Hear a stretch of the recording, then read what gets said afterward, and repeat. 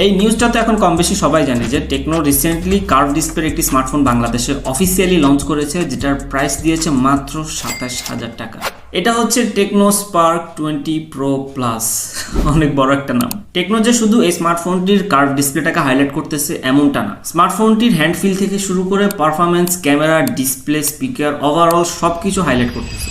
AI এর যুগ চলতেছে, সো টেকনো কিভাবে এই জিনিসটা মিস করে। স্মার্টফোনটি দিয়ে আপনি অনেকগুলো ছোট ছোট কাজ করতে পারবেন যেগুলো অনেক ইউজফুল। পাশাপাশি স্মার্টফোনটিতে কিন্তু আপনি এআই এর মাধ্যমে ইমেজ জেনারেট করতে পারবেন। আপনি শুধু টাইপ করবেন, আপনাকে ইমেজ জেনারেট করে দিয়ে দিবে। এর জন্য আপনাকে কোনো সাইন ইন করতে হবে না, কোনো পে করতে হবে না। That's interesting. সবকিছু নিয়ে আজকের ভিডিওতে আলোচনা করব, যেখানে বাংলাদেশে কিছু অফিসিয়াল স্মার্টফোন কোম্পানি 26,000 টাকার একটা স্মার্টফোনে নয়েজ ক্যান্সেলেশন মাইক এবং স্টেরিও স্পিকার দিতে কিপটেমি করে, সেখানে টেকনো তাদেরকে একটা আঙ্গুল দেখিয়ে 27,000 টাকার মধ্যে কার্ভ অ্যামোলেড ডিসপ্লে স্মার্টফোন নিয়ে হাজির।